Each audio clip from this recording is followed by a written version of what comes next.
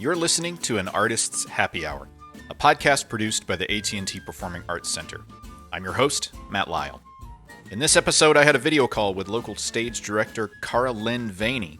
In Dallas, she's directed Enemies People and Lila & Co., both for Second Thought Theater, The Children for Stage West in Fort Worth, Reykjavik for Kitchen Dog Theater, and Noises Off and the Manufactured Myth of Evelyn Flynn for Theater 3.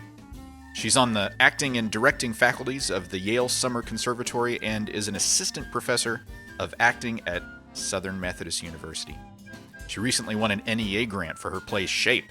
It's a weightlifting play, which she'll direct in its world premiere at the Kitchen Theater in New York when theater starts to happen again. Now, without further ado, here is Kara-Lynn. Hello, Kara-Lynn. How are you? I am great. How are you? Good. You know, well, about as well as could be expected, right? Yeah, I lied when I said I was great. Yeah. That's a leftover social construct that we're all still participating in. How are you? I'm so good. Wait a minute. Maybe I'm not. Yeah. I do the thing when I walk past people in hallways, they'll ask me how I am, and I'll say, well, I don't know. You know, I've got this problem with my... I'll start in. Where are you in a hallway with people?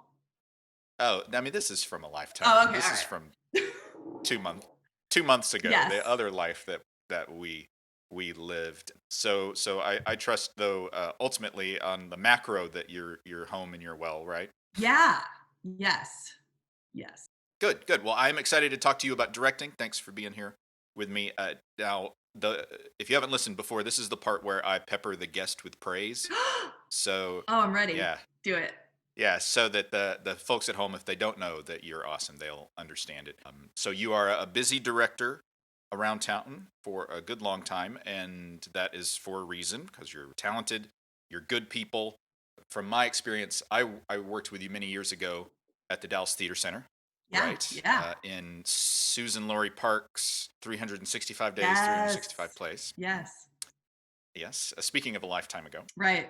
Mm-hmm. Mm-hmm. And then also as an audience member, I think you've got a great touch with comedy and drama and musicals. I saw one of your musicals this last year, and that was really good.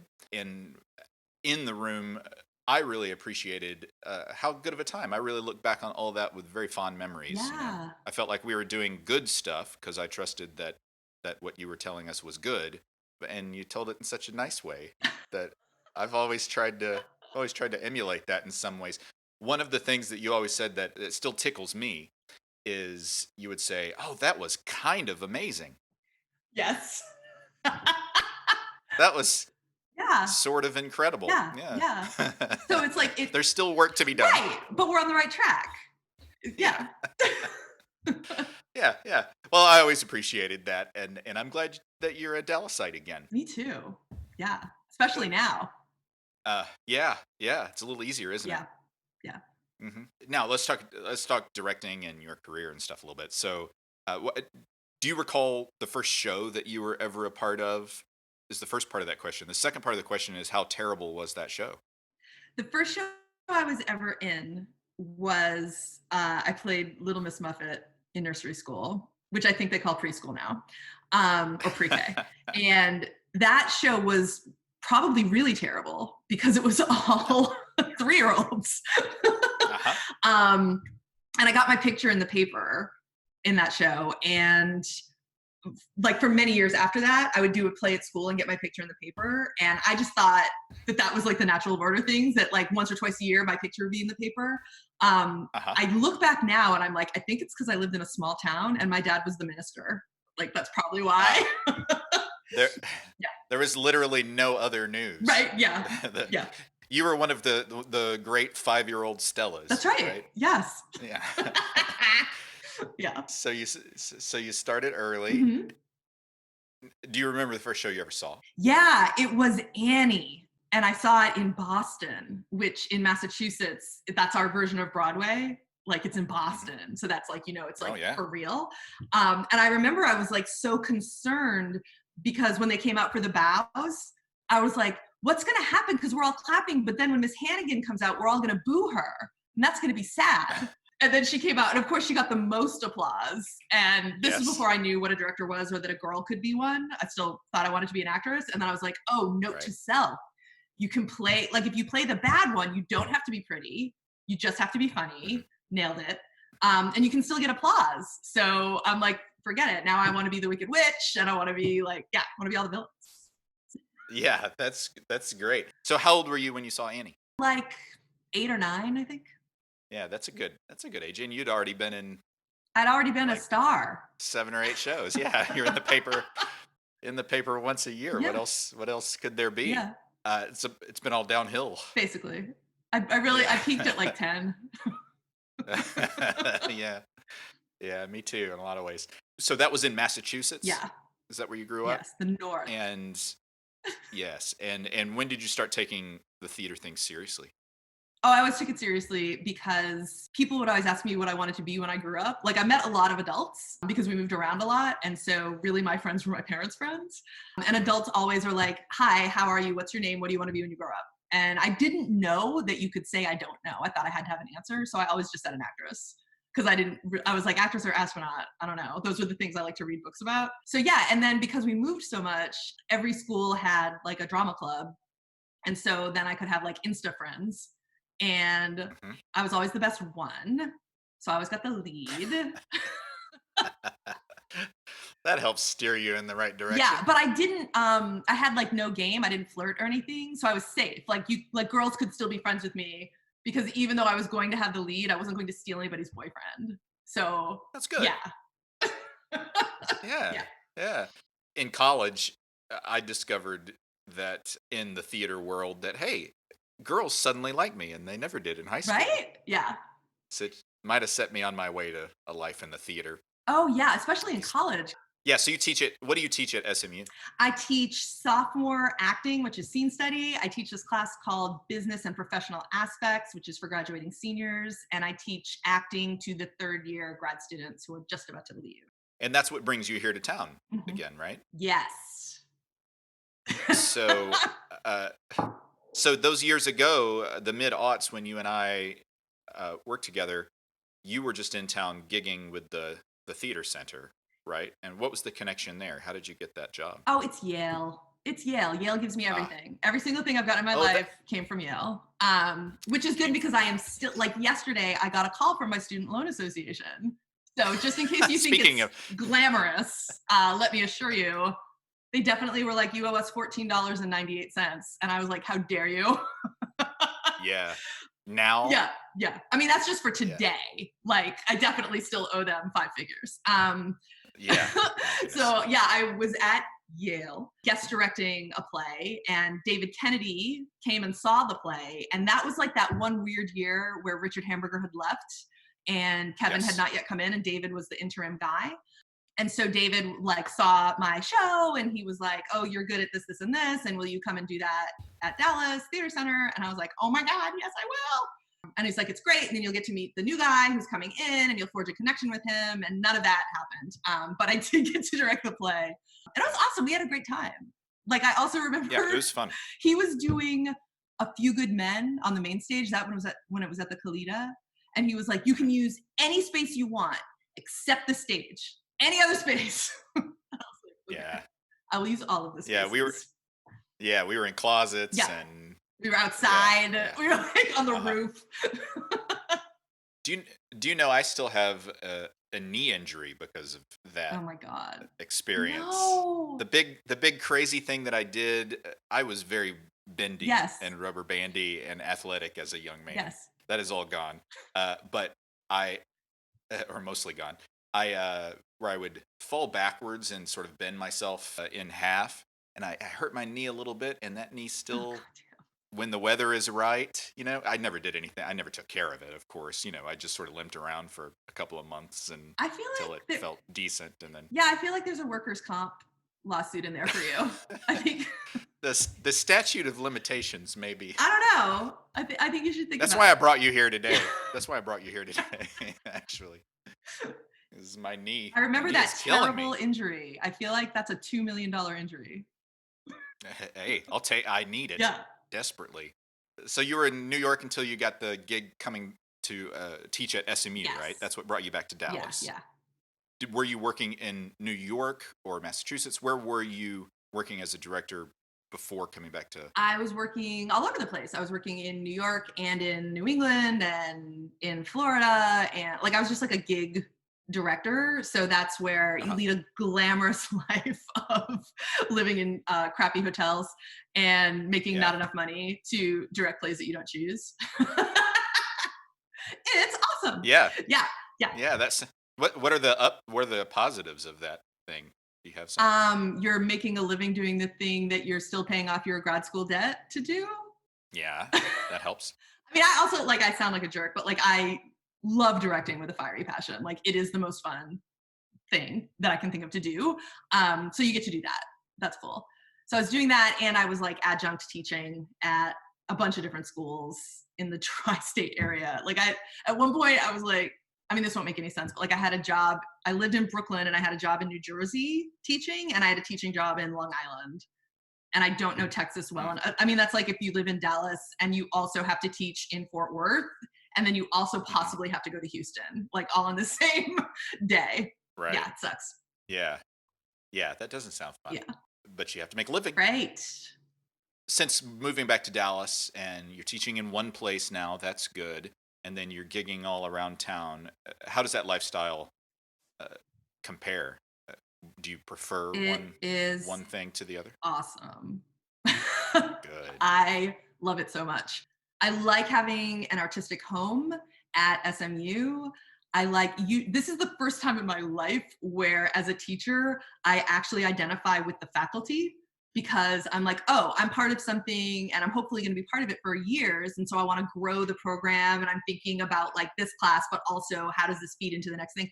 And when you're a guest, your friends are the students. So for many years, Mm. all of my close friends were 19 years old, which does something bad to your brain. you know Yeah. or like if they like are mad about something, you're like, yeah, definitely you should go fight the admin on that. And now that I'm like part of the admin team, I'm like, oh, I gave them bad advice. And I That's like funny. it, being part of the Dallas theater scene is awesome because it's it's big enough that you have a lot of options with collaborators. It's small enough that I feel like I've formed deep relationships with some of my collaborators already. And it's just been like, this was not my experience at all with any other theater culture in any city. They've been so welcoming to me in Dallas. And I'm sure part of that is because, like, I mean, I'm coming in with some advantages, right? Like, I went to grad school with Alex Organ and Blake Hackler, and they've been instrumental in helping me get jobs. But also, like, I haven't had anything with anybody where they're like, get out of here. We already have a lady director. Or like, we already have a director. We don't need a new one. They're all like, oh no, we drink at the landing. We hang out at, like, it's been really cool. Yeah. Yeah. Yeah. Yeah. I've found that it's it's great because you have all the talent you need, really. Mhm. Ultimately, Yeah. there's all the talent here, or 98% of the talent you need for whatever Yeah. you're looking to do. But it's small enough you can actually uh, form a community. Yeah, Yeah. I agree completely. Now you mentioned that being the lady director. So as someone who is not personally a lady, Uh-huh. and I never have been, what's that like being the lady director? How do you suspect it's different? I know for a long time traditionally the job of theater director was dominated by guys, of course. What is your take on that? I I think it's easier now to be a woman director than it ever has been at any time in history in America, honestly. That's Um, good. Yeah. like when I started doing directing in undergrad and college, I was the only girl in the class. All my teachers were men. All of my directors had been men. I really didn't know that a woman could be a director. Um, and now it doesn't seem like that big a deal, really. And especially in Dallas, like a lot of the artistic directors are women, in positions of power, which is cool. The thing that can get in my head sometimes, and I don't know if this is because I'm a woman or because I'm who I am. Sometimes something will happen, and I'll be like, I wonder if they wouldn't have done that if I was a guy. You know what I mean? Like you always have to. Well, you don't, Yeah. but I always have to be like, is this sexism or ignorance? Like, is it intentional because I'm a Yeah. chick, or is it just the way they work here and I just have to get over it? You know? Right. Yeah. Yeah. Yeah. So what do you love about directing? What do you love about directing? You've been doing it for a long time, Yeah. and you were clearly drawn to it from an early age. So, um, I think like I also read a lot of like science fiction and fantasy, and I think what I love about that is what I love about directing. I think they have a lot in common like I love world building. I love figuring out like I like making stuff, but I am not good at actually making stuff. Like I'm not coordinated. I can't like draw or build or sew. So I have to make things with my brain. I like that. I like working with a bunch of people on a thing that we're making together, and I like being in charge of it. I don't like being told what to do. very So good. I like leadership. Um, Uh-huh. and I love rehearsing. Like this is why I ultimately became a director instead of an actor, because I totally could have been either. Yeah. No, I really like rehearsing, and I don't like performing. Like I love the Huh. discovery period. I love let's figure it out. I love like, oh my god, that's a huge problem. What are we gonna do? I don't know. Let's try a bunch of stuff. Like I love all of that.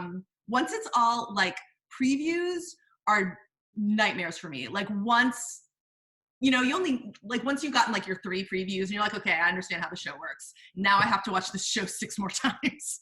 Like that Yeah. is boring to me. And I don't know how actors do it, and I don't know why they want to do it. Like, Yeah. I don't get it, but I'm glad they do. Yeah. Yeah. Yeah, it'd be tough to do what you do without them. Yeah, like impossible. Yeah. Yeah. Well, I mean, we're gonna have to figure it out. Yeah. Now, what do you hate about it? What do I hate about Is there directing? anything? I I mean, I hate the crap that you have to do to get a directing job often because I'm not good at it. And who likes to do stuff you're not good at? Yeah. Like the schmoozing aspect of it, I suck at. And I think I suck at it because I don't like to ask people to give me things. And if they say no, that'll affect me. Like I'm fine with being like, hey, do you want to go out for coffee? And you're like, no. And I'm like, well, that's fine. That's not a personal rejection. But if I'm like, I would really like to direct at your theater, and they're like, no, I'm like, oh, because I'm a terrible artist. Now I have to hate you. Uh-huh. Like, it's, you know what I mean? That's the wine talking. I Uh-huh. hate no one. Um, so yeah, Well, the part that I don't like about directing is trying to convince someone to give you a job, you yeah. know? That social aspect of it Yeah. has eluded me as well. I don't mingle well at parties. Yeah. I don't ask people for things, even if I need things. Yeah. Uh, and that will really slow you down. And when you meet those people who are really good at it, they can make up for a lot of shortcomings in other Yeah. areas. Yeah. You know, Yeah. Well, and I also like, I don't like talking to people if the only reason I have to talk to them is because I want something from them. Because I just, you know what I yeah, mean? Like I didn't reach out to, and I should have. I'm a new director in town. DTC is like the big money theater. I didn't reach out to Kevin for 2 years because I was like, he'll see through me. Like obviously, like we're yeah, not going to be friends. I don't think. Like the reason I would be reaching out to him is because I want a uh-huh, job, and I don't like. I just don't want to be that kind of person. And then when I finally did, he was like, no, idiot, you want to be a director? I hire directors. Like, you should reach out to me. yeah. I was like, oh, okay. Do you have a particular type of actor that you like working with? I like working with really good actors. Like, if they're good, All the act, yeah, that have um, all the ideas. yeah, I like working with actors who are good and who are like, Kara, you're a genius. Like, those are my favorite actors. That's good. Yeah. They do what you say, and they do it extremely well. Yeah. And if they can like do something, like if they can do something that's really brilliant and then somehow make me think that it was my idea, like that's primo. Uh-huh. You're very honest. I like it. No, I like actors who are like collaborative and physical. I personally like to do stuff more than talk about stuff. So, which is not every director's that way. Some of us like to like sit at the table forever and analyze the script. And I'm like, or we could try stuff out and see if it works. So I like actors who like to work that way. And I like actors who come to the table with a lot of ideas and they want to try stuff, but they're also not precious. Like they don't get it's not personal if I'm like, no, not that, something else. They don't see it as, Yeah. it's not like, oh my God, she just hates me as a human. It's like the work is the thing that we're doing. I like that. Mm-hmm. Yeah. There are a few of those around. Yeah. A few of the ones that you have to Yeah. be careful with. Yeah. People will know that Oh, I let's was get kidding, into. right? They're not going to be like, wow, what a bitch. They're going to be like, she is so self-involved. Hey, you're an artist. You got to be Yeah. self-involved. Let's talk about new plays, the different types of plays that you can work on as a director, right? Like there's new plays. I'm sure you've done quite a few of those. Yes. I've seen a few.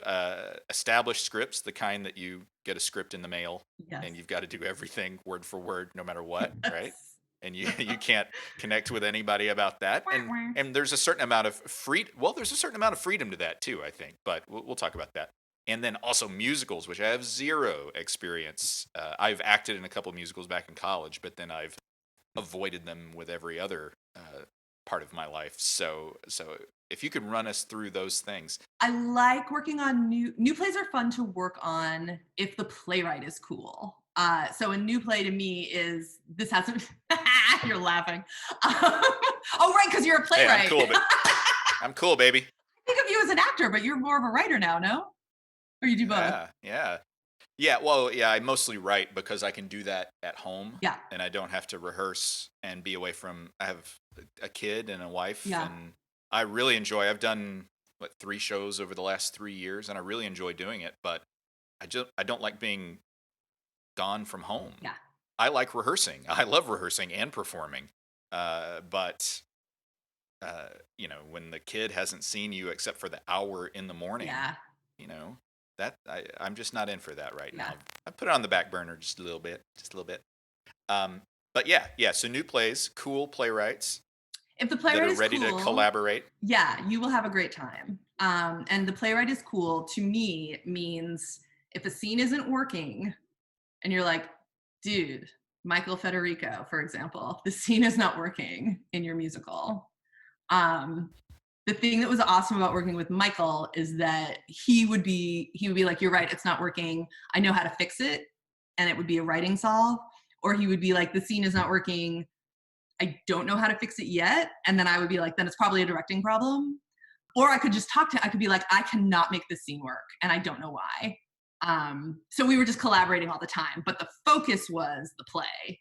Like the focus was making the scene work, making the show work. And a less fun playwright is like, the focus is making this play sound exactly the way it sounded in my head when I wrote it. And if they're not doing that, then I'm going to give notes about, well, when I wrote it in my head, it sounded like this. And that is freaking useless and deeply annoying. And you just never, the first time you work with somebody, you don't know what you're going to get. But it's the most rewarding when everybody is like, the most important thing is this play being as awesome as possible. And so my ego is second to that. Like if I have to restage a scene or if you have to rewrite a scene, like we don't take that as like a personal indictment. We just like do the freaking work. So that's what I like. Yeah. I find it hard to know until like a scene has had all the work possible put into it, to know exactly what the problem is sometimes, of course. And also how much you can do to actors at the end of a process of changes. I feel very shy about changing too much, though I have certainly. Oh, I would go the opposite. I'd be like, they're actors. They know what their job is.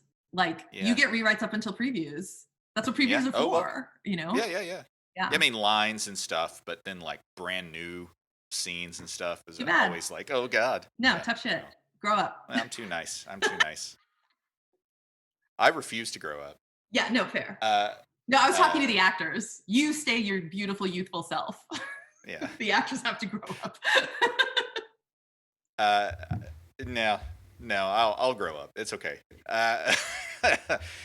Now, what about what do you like or not like about those established scripts? Is there any thought on that? I'm of two minds. Well, not really. I mean, the established scripts is like that's where like a director kind of can shine in a way that you can't with a new play, I feel like. Because when you're doing a new play, unless you're a jerk, Your job as the director is to do the play that the playwright wrote. That's your job. It's the first time it's been up. Do not put a spin on it. Do not put them on the moon. That's just mean, you know? But if I'm doing Shakespeare, like, why would I do Shakespeare? Why would anybody do Shakespeare? For real. And the answer to me has to be like, well, I had this really interesting thought about it and I wanted to engage with the text in this way. Because if you don't have a personal point of view on an established text, we can just read it in English class, you know? Yeah. But then when you do something like Noise is Off, or, you know, a script where the writer is still alive. And so they don't like it when you cut things, and it's illegal to cut things. That can be a little more challenging sometimes because you're like, cool, but this scene is kind of sexist, yo. So what are we gonna do about that? So that I actually have fun doing that because I'm like, how much can I get away with, and how can I, like, I mean, not every director wants to get away with things. Some people are like, let's just tell the story. And I'm like, yeah, let's just tell the story, but let's be cognizant of it's 2020. And the stories that we're telling in 2020 are perhaps different than the stories we were telling in 1960. We've still chosen to do this play. So why? Like, what do we want to do with it in 2020? Not because I'm like an asshole who has to have a brilliant idea, but because like I live in the world and so do you. And so, you know, what are we going to do? How's that? Yeah. Oh, Is that helpful? those established playwrights need to grow up as far as I'm concerned. Like Thornton Wilder, who is best known for, I mean, maybe you've heard of him. He wrote Our Town. Dude, grow up. Yeah. Grow up, Thornton Wilder. So he wrote this play called The Skin of Our Teeth, and that was my thesis when I was at the Yale School of Drama in New Haven, Connecticut. Yes. You've mentioned. Yeah. So I'm doing The Skin of Our Teeth, and I'm like, yeah, but I want to like do some stuff to it because some parts of it are deeply problematic in 2020. And Thornton is dead, but he has a trust, and the trust is overseen by his nephew, Tappan Wilder. You cannot have a more New England name than Tappan fucking Wilder. And so I had to write to Tappan. So I wrote this like 4-page thing on like, I would like to stage this in this, like, I think there's a thing in Atlantic City and I wanted to put it in Vegas because I'm like, no one knows, Atlantic City isn't dangerous. Vegas is dangerous. Blah. And Tappan wrote back and he was like, no, you may not do that. But since you have felt so free to discuss with me the changes you would like to make to my uncle's play, may I make a few suggestions to you? Yeah. And then it was like 5 pages. And I was like, but Tappan, you're not an artist. You just are a bureaucrat. Like you're a paper pusher. What are you doing? Yeah. What were his suggestions? He didn't know why I would want to cast the family multiculturally. You know, things like that. Things where I was like, what if instead of the girl like has a baby at the end, you know, and you have to remember I'm in grad school, so everyone's like insane in grad school. I'm like, what if instead of she has a baby at the end, it's like a doll, and then she like holds the doll up by its foot and like drags it off stage and leaves out through the audience because I'm arty and important. And he was like, or she could just have a baby. You know, women do have babies. And I was like, okay. Do women still have babies though? I don't know. I mean, you have one and you have a woman attached to you, so I guess. Yeah, but is that fashionable? Yes, babies are wonderful. Yeah, good. That's better. That's better. What about a musical? So how does it change your process when you're directing a musical? Oh my God, working on a musical is awesome because you get paid more than you do working on a straight play, but you do way less work because in a musical, they have to learn the songs, not my problem. I knew it. And they have to learn dances, also not my problem. And in musicals, they maybe say like 25 lines in 3 hours. I can do that. So you have all these great collaborators. And what's really awesome about the musical from a directorial point of view is that you actually do the least, but you have the most power, which is a weird imbalance. So you're kind of like the hub, and everybody kind of comes off of you, the spokes. So the designers, the choreographer, so you do kind of direct everybody. You're more like a traffic director, traffic cop, than an actual director. Yeah. What musicals have you done? I did The Manufactured Myth. of Evelyn Yes, Flynn, Theater which was 3. a world premiere. I did, I can't think of any of them right now, but for a really long time, oh my God, I did High School Musical. Oh. I did a musical. How was that? That was awesome. Like those songs are catchy. And it was great because it's all dances. So I'd be like, great, what if those dancers enter stage left while these dancers run through the audience? And the choreographer would be like, that's wonderful. And I'd be like, thank you. It was awesome. Yeah. I'll have another coffee. Yes, please. Please have 5 of my assistants go get me that coffee. Right. I did a new musical at Princeton. They have this like intense thing called the Triangle Club, where every year they write a new musical and fully produce it. And then it goes on tour and then it comes back and they fully do it at the McCarter Theater, which is like a big deal theater. And it's like, you know, they're writing, I don't know how I got that job. Their writing teachers all like work or have worked for Saturday Night Live. Their set designer was this Broadway set designer. Their costume designer was this Broadway costume. So it's like everybody who went to Princeton and got famous in theater comes back and makes the Triangle show happen. So it was actually like, it had the highest production value of anything ever. I did Annie Get Your Gun. And then I've worked on a ton of original musicals because one of my day jobs was I was a resident director at NYU's graduate musical theater writing program, which means you get your MFA in being a writer of musical theater. But in order to do that, you have to write a full musical. And so I would direct them. I would direct the full musicals. Oh, cool. It was really fun. I bet. Yeah. Yeah, that's great.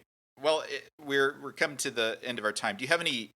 I always ask. Do you have any advice for young people getting into the biz, or aspiring directors, aspiring female directors? Just whatever comes to mind. You got any advice for us? I mean, I have like, yeah, if you can afford it, assist people. That's not often a job that pays. So it definitely like perpetuates theater of by and for wealthy people. But if you can, assist as many people as possible. And if you can't assist people, make theater. I mean, that's really the way that you learn how to do it, right? Is you make it a lot and then you make a lot of mistakes and do a lot of terrible plays, but then you start getting better by failing. And it doesn't like, making theater is really easy. Here in Dallas too, I feel like, because it's not like New York where you have to pay like $50 an hour for a rehearsal room. Like here, there's a lot of space. Yeah, and you can, and there's like Taco, like gives all this money and da da da. So I think it's really easy and pretty fun. But I also think like being a director, like being an actor, you cannot rely on these magical stories of someone is going to discover you, solve all your problems, give you a job, and then your life is peaches. Like that's not what happens. You know, the more you can create your own opportunities, the more satisfied you'll be. And that's freaking exhausting and you'll be broke a lot. So you got to be down. Yeah, be ready to be broke for maybe the whole time. No, possibly or the at whole least time. part of the time. Yeah, possibly. Yeah. Well, it's lovely to see you. Thank you. You too. I'm glad to hear that you're doing well, and thanks for talking to me.